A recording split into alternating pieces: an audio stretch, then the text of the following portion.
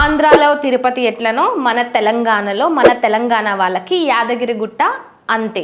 నేను సీఎంని కదా, నేనేం చేసినా నడుస్తుంది, నేను ఎలాంటి నిర్ణయాలు తీసుకున్నా నడుస్తుంది, నన్ను ఆపేటోడెవడు, నన్ను అడ్డగించేటోడెవడు అన్నట్టు, నేనే నెంబర్ 1, నేనే తోపు, నేనే తురుంకాన్ అన్నట్టుగా. సో ఈ మొత్తం ఇష్యూ మీద ఇటు తెలంగాణకు సంబంధించిన రాజకీయ నాయకులు ఎవరైనా ఫైర్ అవుతున్నారంటే అందులో ముందున్న వ్యక్తి, ఏకైక వ్యక్తి మునుగోడు ఎమ్మెల్యే రాజగోపాల్ రెడ్డి.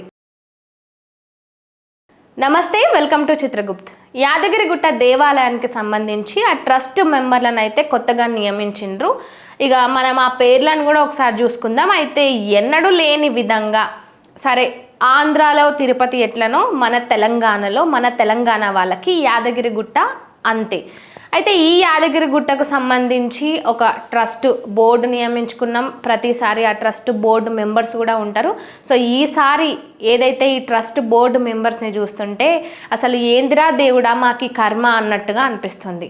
ఎందుకు ఇంట్లో మాట్లాడుతున్నానంటే, నార్మల్గా దేవాలయాలకు సంబంధించి ఎటువంటి నిర్ణయం తీసుకున్నా కూడా ఆచితూచి తీసుకోవాలి, ఒకసారి ఆలోచించి మరీ తీసుకోవాలి. కానీ నేను సీఎంని కదా, నేనేం చేసినా నడుస్తుంది, నేను ఎలాంటి నిర్ణయాలు తీసుకున్నా నడుస్తుంది, నన్ను ఆపేటోడెవడు, నన్ను అడ్డగించేటోడెవడు అన్నట్టు, అంటే తల పొగరుతో ప్రవర్తిస్తూ ఆలయాల విషయంలో ఇలాంటి నిర్ణయాలు తీసుకోవడం అనేది కూడా ముమ్మాటికి తప్పే. ఎందుకంటే ఆలయాల విషయాలలో తీసుకునే నిర్ణయాలు ట్రస్ట్ మెంబర్లు కావచ్చు, బోర్డు మెంబర్లు కావచ్చు, ఎవరైనా సరే వాళ్ళకు ఆలయాల మీద ఒక ఆధ్యాత్మికత ఉండాలి, భక్తి ఉండాలి, ముఖ్యంగా ప్రజలకు సేవ చేసే భావం ఉండాలి. కానీ ఇక్కడ చూసినట్లయితే అసలు ఎవరైతే ట్రస్ట్ మెంబర్లు ఈరోజు తీసుకున్నారో అసలు ఆ ట్రస్ట్ మెంబర్లు వీళ్ళని ఎందుకు తీసుకున్నారు, అసలు వీళ్ళని తీసుకోవాల్సిన అవసరం ఏముందన్నట్టుగా అనిపిస్తుంది. ఒకసారి చూసినట్లయితే ఈ ట్రస్ట్ మెంబర్లలో ఎవరు కూడా ఈ ఆధ్యాత్మికతకు దగ్గరగా ఉన్న వాళ్ళు లేరు. అంతేకాకుండా అసలు యాదగిరిగుట్ట ముఖాన్ని చూసిన వాళ్ళు కూడా అందులో పెద్దగా లేరు.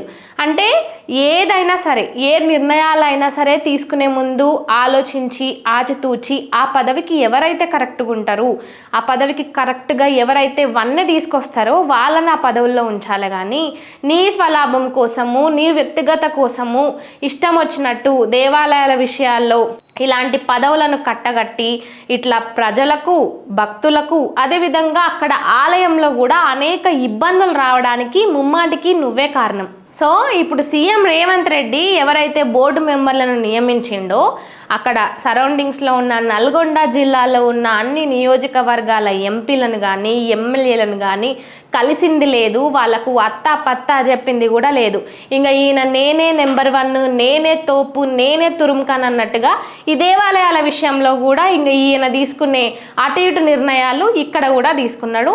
ఇక్కడ ఒకసారి మనం చూసుకుందాము. ఈ ట్రస్ట్ బోర్డు మెంబర్స్ అయితే ఎవరెవరిని నియమించిండ్రో వాళ్ళ గురించి చూసి ఒకసారి మాట్లాడుకుందాం.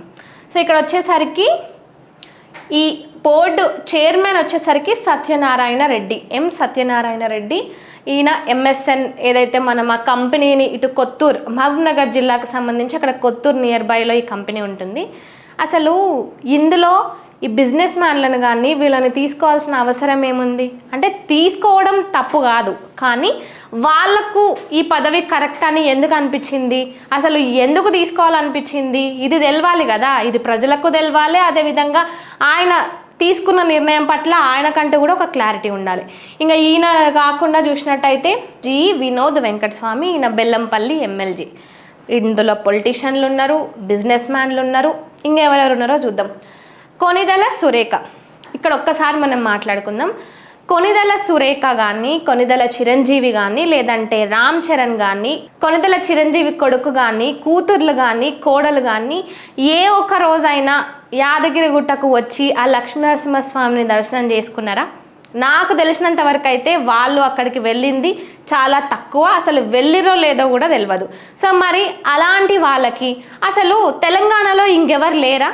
ఆలయాలకు సంబంధించి కానీ ఆధ్యాత్మికతకు దగ్గరగా ఉన్న వాళ్ళు కానీ తెలంగాణలో ఇంకెవరు దొరకలేదా?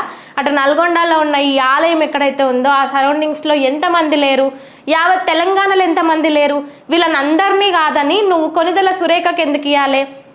ఇది ఇప్పుడు తెలంగాణ వాళ్ళకున్న డౌట్ కూడా ఇదే, అసలు తెలంగాణలో వదిలిపెట్టి తెలంగాణ వాసులను వదిలిపెట్టి ఎక్కడో ఉన్న ఆంధ్ర వాళ్ళకి ఇవ్వడం ఏంది? అటు తిరుపతిలో చూసుకున్నట్టయితే లేదంటే మిగతా ఏ దేవాలయాల్లో చూసుకున్నా మన తెలంగాణ వాళ్ళకి అలాంటి ఏదైనా ఉన్నతమైన పదవి మనకి ఇచ్చిండ్రా? పట్టున మాట్లాడితే తిరుపతిలో విఐపి దర్శనం గురించి మాట్లాడాల్సి వస్తే మహా అయితే 6 సార్లు మాత్రమే ఒక ఎమ్మెల్యే విఐపి దర్శనం చేసుకోవడానికి అవకాశం ఉంటుంది. అంటే అవతల వాళ్ళు అంత కరెక్ట్గా రూల్స్ పాటించి అంత కరెక్ట్గా ఉన్నప్పుడు మనం ఎందుకు ఉండలేకపోతున్నాము? మనకున్నదే యాదగిరిగుట్ట లక్ష్మీనరసింహస్వామి. మరి ఆ ఒక్క ఆలయాన్ని కూడా మంచిగా ఉంచుకొని అక్కడ రూల్స్ కానీ రెగ్యులేషన్స్ కానీ అన్నిటినీ కరెక్ట్గా ఉంచుకుంటే ఏమవుతుంది? ఇక్కడ అసలు కొనిదెల సురేఖకి ఈ బోర్డు మెంబర్గా ఇవ్వాల్సినంత అవసరం ఏముంది? ఇక్కడ ఖచ్చితంగా కూడా ఇక్కడ ప్రజల గురించి ఆలోచించి ఇవ్వలేదు, లేదంటే ఆలయ సంరక్షణ చూసి ఇవ్వలేదు, దేనికి ఇవ్వలేదు. అసలు ఆమెకి ఈ పదవి ఎందుకు ఇచ్చిండో రేవంత్ రెడ్డికే తెలవాలి. ఇక తర్వాత చూసినట్టుంటే చిల్లపగరి విజయరాజం, ఈమె కూడా ఒక బిజినెస్ ఉమెన్, మంచిగా బిజినెస్లో రాణించిన ఆమె. మరి ఈమెకి ఎందుకు ఇచ్చిండో నాకైతే తెలియదు. ఇక తర్వాత విజయేందర్ తుల్లా, ఈయన వీళ్ళ తండ్రి దేవేందర్ తుల్లా, ఆయన పొలిటీషియను. ఇక ఈయన కొడుకు వచ్చేసరికి ఈయన బిజినెస్ మ్యాను, ఈ ఎస్విఎం ఇన్ఫ్రా ఇవన్నీ సంబంధించి రియల్ ఎస్టేట్కి సంబంధించి బిజినెస్లు చేస్తుంటారు. సో ఇక్కడ బిజినెస్ మ్యాన్లకి ఎందుకు ఇవ్వాలి? ఇవ్వడం తప్పే కాదు, కానీ వీళ్ళకి ఎందుకు ఇస్తున్నారో ఆ క్లారిటీ కొంచెం మాకు కూడా ఇస్తే మాకు జర అర్థమవుతుంది కదా. ఓహో ఎందుకు వీళ్ళకి ఇచ్చిండ్రు, ఈ పదవికి వీళ్ళు కరెక్ట్ కాబట్టి ఇచ్చిరని మేము కూడా ఒక క్లారిటీతో ఉంటాము. ఇలాంటి అనుమానాలు ఇలాంటి డౌట్లు అనేవి రాకుండా ఉంటాయి కదా. ఇక నెక్స్ట్ వచ్చేసరికి పోచబోయిన ఈశ్వరమ్మ యాదవ్, ఈమె కూడా పొలిటీషియనే, ఇటు ఎల్బీ నగర్ సరౌండింగ్స్లో ఉండే ఎక్స్ కార్పొరేటర్ ఆమె. ఇక ఈ Gundu Mallaiah, Swathi Kanthamani, M Raghavender Rao, doctor Lakshminarayana Naik founder trustee. ఈ మొత్తంలో ఈ 10 మందిలా నార్మల్గా ఏ గుడికైనా సరే ఆ గుడికి సంబంధించి పూర్వీకుల నుంచి ఒక కుటుంబం అయితే తరతరాలుగా ఆలయానికి సంబంధించిన కైంకర్యాలు చేయడం కానీ ప్రత్యేక పూజల్లో పాల్గొనడం కానీ ఇవన్నీ చేస్తూ ఉంటారు. సో ఎట్లాంటి ట్రస్ట్ అంటే బోర్డులు పెట్టినా ఏం పెట్టినా కూడా ఒక్క పర్సన్కి అయితే ఖచ్చితంగా, అసలు ఒక పర్సన్కి కాదు, ఇలాంటి వాటి విషయాలకు వచ్చేసరికి పూర్తి బాధ్యతలు వాళ్ళకి ఇచ్చినా కూడా తప్పులేదు. ఎందుకంటే మన ఊర్లలోనే చూస్తే ఒక ఊరికి ఒక పూజారి ఉంటాడు. ఎప్పుడు ఏం జరిగినా ఆ ఊర్లో పండుగలైనా పబ్బాలైనా ఏ పండుగలైనా సరే కూడా ఆ ఊరు వాళ్ళ ఇళ్ళల్లో శుభకార్యాలైనా ఏమున్నా కూడా ఆ మనిషినే పిలుస్తారు, ఆ పూజారినే పిలుచుకుంటారు. పక్కూరి వాళ్ళని పిలవడానికి అంతగా ఇష్టపడరు, ఎందుకంటే మా ఊర్లో మా అయ్యగారు ఉన్నాడులే నువ్వేమొద్దు అన్నట్టు అట్లా ఉంటుంది. సో ఇక్కడ ఊరిలో ఉన్న ఆయగారికి మాత్రమే అవన్నీ బాగా తెలుసు. ఎట్ ద సేమ్ టైం ఆలయాల విషయంలో కూడా అంతనే ఉంటుంది. ఈ ఎవరైతే పూర్వీకుల నుంచి అంటే వంశపారంపర్యంగా వస్తూ ఉంటారో వాళ్ళకే ఆలయానికి సంబంధించిన బాధ్యతలు అప్పగించడం అది నిజంగా సరైన పద్ధతే. ఎందుకంటే ఆలయానికి సంబంధించిన కైంకర్యాలు కానీ ప్రతి ఒక్కటి కూడా వాళ్ళకి తెలిసినంత మిగతా వాళ్ళకి తెలియదు. ఇక ఇక్కడ ఏమైందనంటే ఈ 10 మందిలో ఒక్క పోస్టు అంటే ఒక్క మెంబర్షిప్ ఆ మనిషికి ఇచ్చిన, ఎందుకంటే మళ్ళీ అది ఉండాలి కదా, మళ్ళీ అలా వాళ్ళకి ఇవ్వకపోతే చూడు ఒక్కరికి కూడా అంటే ఆలయానికి సంబంధించిన వంశస్థులకి ఇవ్వలేదు అనే ఒక మాట వస్తుంది కాబట్టి ఆయనకి ఇచ్చిరు. కానీ ఆయన మాట ఏమీ నడవదు, ఇది ఖచ్చితంగా రాసిస్తాయి. ఎందుకంటే ఇక్కడ చూసుకున్న బిజినెస్ మ్యాన్లు ఉన్నారు, పొలిటీషియన్లు ఉన్నారు, ఇంకా వీళ్ళందరూ ఉన్నారు కాబట్టి సో ఆ మనిషి ఏం మాట్లాడినా నెగ్గదు. ఏంటంటే తూతు మంత్రంగా ఉండాలి కాబట్టి జస్ట్ అటెండెన్స్ కోసం ఆ మనిషిని పెట్టుకున్నారు. ఈ ట్రస్ట్ మెంబర్స్ విషయంలో ముఖ్యంగా అందరికి వస్తున్న డౌట్లు ఏంటంటే అసలు వీళ్ళని ఎందుకు ట్రస్ట్ మెంబర్స్గా తీసుకున్నారు? ఇందులో ఖచ్చితంగా సీఎం రేవంత్ రెడ్డి ఆయన స్వలాభం కోసమే తీసుకున్నాడు తప్పితే ఆలయం కోసం కాదు, భక్తుల కోసం అయితే అస్సలకే కాదు. జనరల్గా మనం చూసినట్లయితే యాదగిరిగుట్టకి వీక్ డేస్లో వెళ్తే మహా అంటే 1 గంట లోపలనే దర్శనం అయిపోతుంది. వీకెండ్స్ అంటే కొంచెం బాగా రష్ ఉంటారు కాబట్టి ఒక 3-4 గంటలు ఎక్కువైతే కానీ నార్మల్ వీక్ డేస్లో ఈజీగా దర్శనం అయిపోతుంది.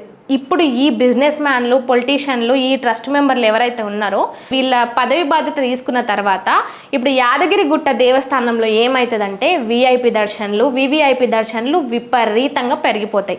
అంతేకాకుండా సామాన్య ప్రజలు ఎక్కువగా ఇబ్బంది పడతారు.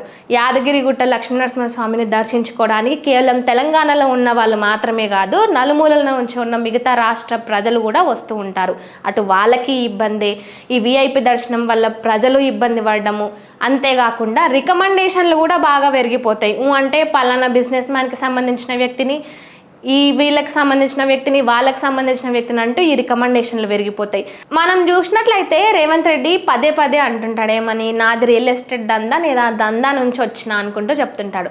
మరి ఇప్పుడు అదే దందాను ఇటు ఆలయాల మీద కూడా సాగించుకోవాలనుకుంటుండా.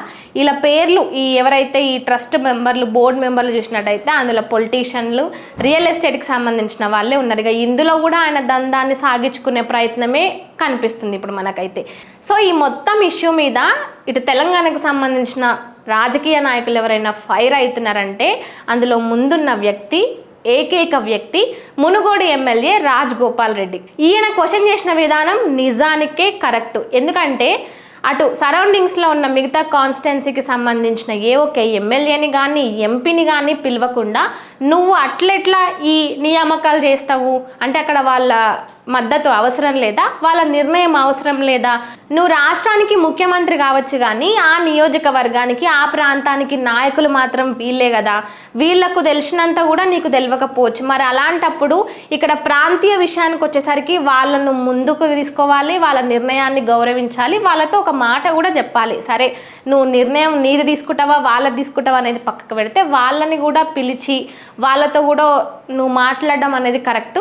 సో ఈ విషయంలో అయితే రాజగోపాల్ రెడ్డి ఏదైతే మాట్లాడుతున్నాడో అది ముమ్మాటికి కరెక్ట్. ఎందుకంటే అసలు ఆయన చేస్తున్న క్వశ్చన్ ఏంది, మమ్మల్ని ఒక్క మాట కూడా నువ్వు పిలవవా, దీని గురించి మమ్మల్ని అడగవా, నువ్వు ఎందుకు ఈ ఏకపక్ష నిర్ణయాలు తీసుకుంటున్నావు?